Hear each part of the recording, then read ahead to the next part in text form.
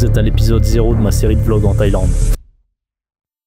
N'est-ce pas étrange de vouloir fuir la solitude dans un pays dont on ne parle pas la langue et où l'on ne connaît personne? Après avoir publié la vidéo précédente et pris un peu de recul, j'ai rapidement réalisé l'absurdité de ma démarche. Certes, je voulais fuir un train de vie qui ne me convenait plus, mais celui qui se dessinait sous mes yeux n'avait rien de plus séduisant. Cette pensée m'a hanté dans mes premiers jours, elle m'a dérouté, m'a fait mesurer l'ampleur de mon acte et la complexité de cette ville qui, sans cri et gare, m'avait complètement englouti. Actuellement, il est 11h. De base, je voulais aller au marché de Chatouchak voir les animaux. Et il ouvre que mercredi, donc pas de marché. Du coup, là, j'ai trouvé un autre parc dont je ne prononcerai pas le nom parce que je sais pas le prononcer. Donc, je vais me grouiller, je vais me brosser les dents, je vais trouver un petit déjeuner et je vais y aller. Moi, j'ai une sale gueule parce que je me suis pas rasé. Mais ouais, j'ai commandé un taxi moto pour y aller. Ça a pris 45 minutes de marche, j'ai un peu la flemme.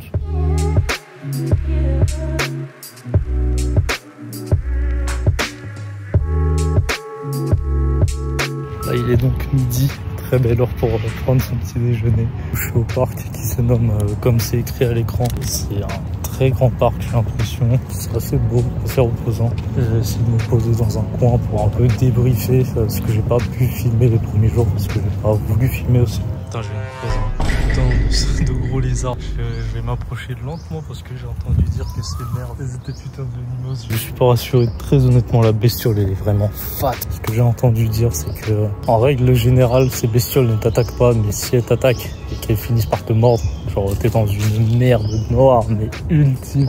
C'est affolant. Moi, je suis posé sur un banc, le plan il est pas très gracieux, mais du coup je vous dois des explications sur pourquoi j'ai pas filmé les premiers jours. Les premiers jours, ça a été surtout essayer de trouver des repères que je n'ai toujours pas. Je pense que le principal problème que j'ai avec Bangkok pour le moment, c'est que c'est une métropole qui a exactement la même dynamique que toutes les autres métropoles que j'ai visitées. C'est une ville qui respire jamais, c'est une ville qui va très très vite, c'est un peu comme Paris plus ou moins. C'est une ville qui t'absorbe, genre littéralement. Enfin, même si évidemment des petites différences qui font que c'est pas exactement comme les autres métropoles, mais en fait dans l'esprit c'est plus ou moins la même chose. Vraiment, il y a beaucoup de trafic, il y a beaucoup de monde. Pour se faire des connaissances fixes, c'est assez compliqué je trouve. Et encore plus quand tu es en hostel, les gens ne restent pas dans les auberges de jeunesse. Ils y passent 1 ou 2 nuits et c'est tout. C'est pour ça que c'est aussi très très dur de se faire des contacts long terme. Les contacts pour l'instant que j'ai eu, il y a des insectes partout. Les contacts que j'ai eu, c'est des gens qui quittent assez rapidement Bangkok pour le sud du pays. Le plan c'est aussi quitter cette ville parce que je sens que quitter Paris pour rejoindre une ville qui n'est pas Paris mais qui est dans la même dynamique que Paris, c'est un peu relou. Et je vais essayer d'aller vers le sud. Pour l'instant j'ai pas eu beaucoup de recommandations. Moi l'idée c'est de trouver un truc un peu dépaysant, vraiment un truc qui sorte vraiment de l'ordinaire et qui soit pas une grosse métropole genre. Après évidemment pour certaines personnes ça peut être arrangeant. Tout ce qui est vie nocturne, donc Bangkok c'est parfait. D'ailleurs petite précision, le parc il n'était pas à 45 minutes de chez moi mais à 2h35. C'est fat, c'est très très fat.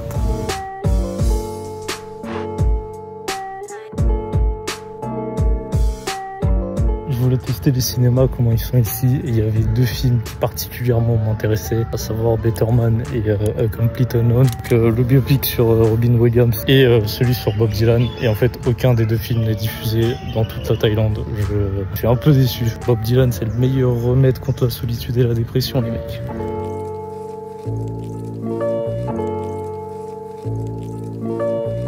J'ai enfin de rentrer dans ma chambre de 3 mètres carrés. Je suis déjà en train de transpirer parce que il fait très chaud ici.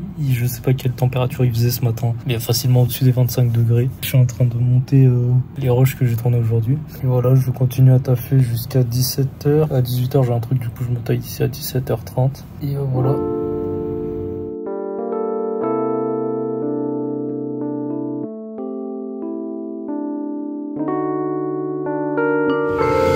Je reviens d'une sorte de meet-up avec des gens de tout type. En gros, il y a une application ici qui s'appelle justement Meetup qui te permet de rencontrer un peu tout le monde, genre différents types de personnes et tout. Bon, les gens que j'ai rencontrés étaient essentiellement 2 fois plus vieux que moi, mais c'était quand même cool de sortir voir du monde, surtout que c'est des gens qui ont tous des tas différents. T'en as qui sont là pour des vacances, d'autres c'est vraiment pour taffer. Donc, c'était une journée assez intéressante, assez chill.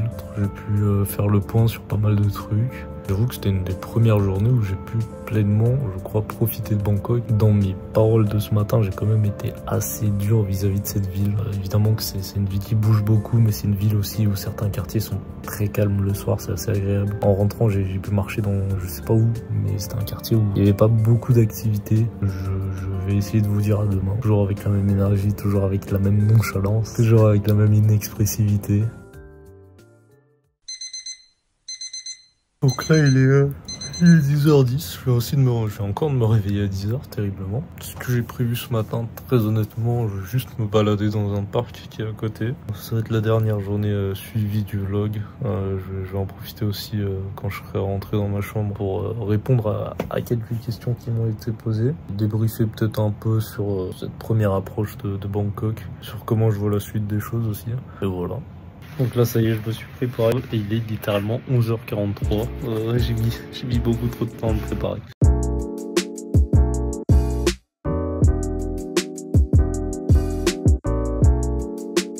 Pour l'instant j'ai un rythme de vie pas trop dégueu qui commence à se dessiner. Le matin je me lève, je vais marcher dehors dans un parc, dans un endroit où il y a de la verdure, hein, pas dans un endroit tout bitumé de merde.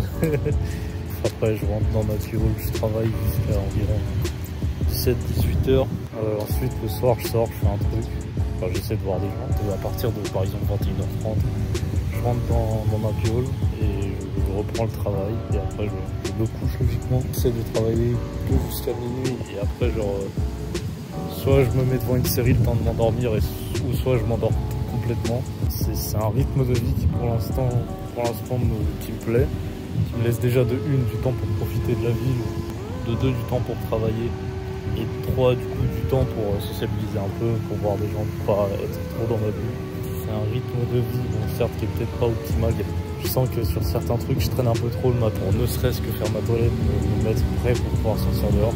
Le temps d'optimiser ma routine au max, je serais déjà parti.